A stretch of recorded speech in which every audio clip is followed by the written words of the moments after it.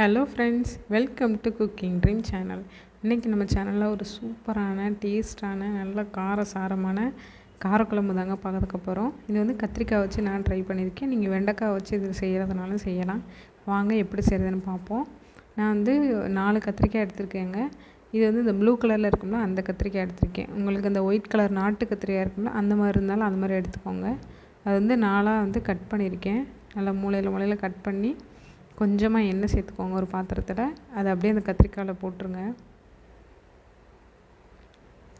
ஃபஸ்ட்டே நம்ம மசாலா தடவி வைக்கிறத விட இந்த மாதிரி ஃபஸ்ட்டு எண்ணெயில் போட்டு லைட்டாக வதக்கிட்டு அதுக்கப்புறம் எடுத்தால் அது ஒரு மாதிரி நல்லா டேஸ்ட்டாக இருக்கும். எனக்கு ரொம்ப கொஞ்சம் தெரிச்சிருச்சுங்க, அதனால தான் கொஞ்சம் ஓரமாக போயிட்டேன். பார்த்து பண்ணுங்கள். குட்டி குட்டி கத்திரிக்காய்னா இன்னும் நல்லா டேஸ்ட்டாக இருக்கும். எனக்கு பெரிய கத்திரிக்காய் கிடச்சிருச்சு. மூடி வச்சிட்டிங்க அப்படின்னா அது தெரிக்காது. இது பாருங்கள், லைட்டாக அந்த ஸ்கின்னு மட்டும் லைட்டாக அது வதங்கியிருக்கணும். அந்த மாதிரி மட்டும் எடுத்துக்கோங்க. ரொம்ப நேரம் வதக்கணும் அவசியம் இல்லை. மஞ்சத்தூள், மிளகாத்தூள், மல்லித்தூள், சாம்பார் தூள், கொஞ்சோண்டு உப்பு இது எல்லாமே போட்டு நல்லா மிக்ஸ் பண்ணி விட்ருங்க. உங்களுக்கு காரத்துக்கு தகுந்தாப்புல எவ்வளோ கத்திரிக்காய் வச்சுருக்கீங்களோ அந்தளவுக்கு அதிகப்படுத்திக்கோங்க.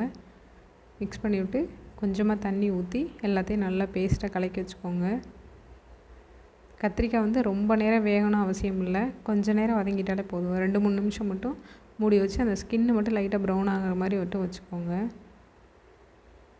இது பாருங்கள், நல்லா அந்த மாதிரி மசாலா வந்து கெட்டியானோன்னே இப்போ அதை வந்து கத்திரிக்காயில் சேர்த்துக்கலாம். என்னால் கேமராவை பிடிச்சிக்கிட்டே பண்ண முடியாது, அதனால் நான் வந்து தனியாக வச்சுட்டேன். எடுத்து வச்சாச்சு. இப்போ இதில் கொஞ்சோண்டு அதே எண்ணெய் தாங்க. அந்த எண்ணெய் அதுக்கப்புறமேட்டு ஊற்றவே இல்லை. அந்த எண்ணெயிலே போட்டு எடுத்து அந்த கத்திரிக்காய் எல்லாத்தையும் போட்டு நல்லா வதக்கி விட்ருங்க. இது வந்து கொஞ்சம் நேரம் வரைக்கும் ஒரு 2-3 நிமிஷம் வரைக்கும் அந்த மசாலா வந்து உள்ளே இறங்கணும். அதுக்காக வந்து நல்லா வதக்கி விட்ருங்க. காம்பை வந்து கட் பண்ணிடாதீங்க, சும்மா குட்டியோண்டாக வச்சுக்கோங்க. இல்லாட்டா வந்து கத்திரிக்காய் வந்து எல்லாமே கலண்டு போயிடும். அதனால தாங்க குட்டி குட்டி கத்திரிக்காய்னா இன்னும் நல்லா டேஸ்ட்டாக இருக்கும். இந்த நல்லா அப்படியே பரட்டி விட்டு கொஞ்சம் நேரம் அதையும் அப்படியே வதக்கி விட்ருங்க. நல்லா இந்த மாதிரி ஸ்ட்ரைட்டாக வச்சிங்க அப்படின்னா அந்த மசாலா வந்து ஸ்ட்ரைட்டாக கீழேருந்து இறங்கும். இப்போ இது எல்லாத்தையும் எடுத்துடலாங்க. கொஞ்சம் நேரம் நல்லா வதங்கிடுச்சு. இப்போ தனியாக ஒரு எடுத்து இதை பிளேட்டில் எடுத்து வச்சிடலாம். இப்போ தேவையான அளவு குழம்புக்கு தேவையான அளவு எண்ணெய் ஊற்றி கொஞ்சமாக வெந்தயம், கொஞ்சமாக கடுகு, அதோட கொஞ்சோண்டு ஜீரகம் போட்டு நல்லா பொரிஞ்சதுக்கு அப்புறமேட்டு ஒரு கொஞ்சோண்டு பூண்டு. நீங்கள் எந்த அளவுக்கு செய்கிறீங்களோ அது அளவுக்கு இதோட குவான்டிட்டியை அதிகப்படுத்திக்கோங்க. நான் வந்து 2 பெரிய வெங்காயம் குட்டி குட்டி சைஸாக இருந்துச்சுங்க. வெங்காயத்தை நல்லா கட் பண்ணி வச்சுருக்கேன். கொஞ்சோண்டு கருவேப்பிலையும் போட்டு வெங்காயம் வந்து நல்லா வதங்கிடட்டுங்க. வெங்காயத்தை வந்து நல்லா வதக்கிவிடுங்க. உப்பு எதுவுமே போடலை. பாருங்கள், வெங்காயம் நல்லா வதங்கிருச்சு. இப்போ இதில் தக்காளி சேர்த்துக்கலாம். ஒரு தக்காளி, நாட்டு தக்காளி, நல்லா பெரிய தக்காளியாக இருந்துச்சு. நாட்டு தக்காளி சேர்த்துருக்கேங்க புளிப்புக்காண்டி. புளியும் ஊற்றுறோம். நீங்கள் இன்னொரு ஆப்பிள் தக்காளி இருக்குங்களா அதுக்கு சேர்த்திங்கன்னா புளிப்பு இருக்காது, அதனால் பார்த்துட்டு சேர்த்துக்கோங்க. இது பாருங்கள், வெங்காயம் தக்காளி நல்லா வதங்கிடுச்சு. உப்பு போடவே இல்லைங்க. உப்பு போடாமல் நல்லா வதக்கி விட்டாச்சு. இப்போ இதில் மசாலா பொடியும் போட்டுக்கோங்க.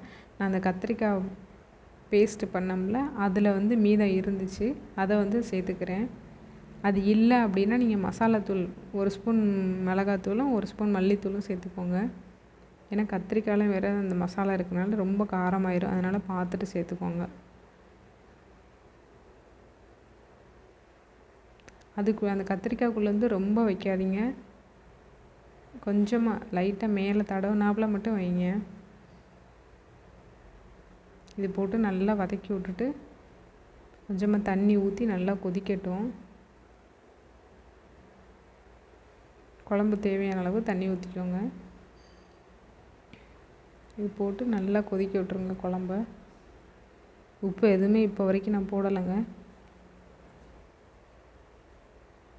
இது ஒரு மூடி போட்டு மூடி நல்லா குழம்பு வந்து கொதிக்க விட்ருங்க.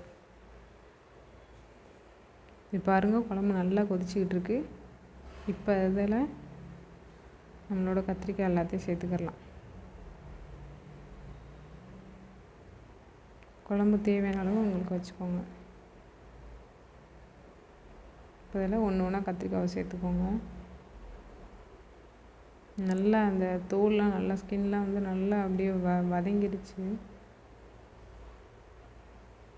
இந்த கத்திரிக்காய் எல்லாத்தையும் சேர்த்துக்கிறேன்.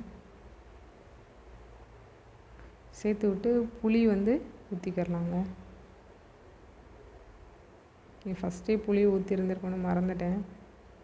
ஒன்றும் பிரச்சனை இல்லை, இப்போயே ஊற்றிக்கலாங்க. புளி வந்து நான் கொஞ்சமாக தான் சேர்த்துருக்கேன், ஏன்னா நாட்டு தக்காளி, அதனால் ரொம்ப புளிப்பாண்டு ஆகிரும். கொஞ்சமாக மட்டும் புளி சேர்த்துக்குவோம். ஒரு நெல்லிக்காய் சைஸ் ஊற வச்சேன், அதில் பாதி அளவு மட்டும் ஊற்றிருக்கேன். ஊற்றிட்டு இந்த குழம்புக்கு தேவையான அளவு உப்பு போட்டுக்கலாம். ஏன்னா நம்ம அந்த கத்திரிக்காயில் மட்டும்தான் உப்பு போட்டோம்.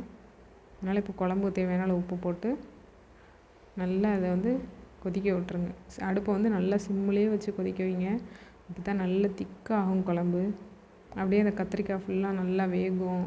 கத்திரிக்காயில் இருக்கிற உள்ள மசாலா எல்லாமே நல்லா உள்ளே இறங்கும். அதனால் அடுப்பை நல்லா சிம்மில் வச்சு இந்த மாதிரி கொதிக்க வச்சுருங்க.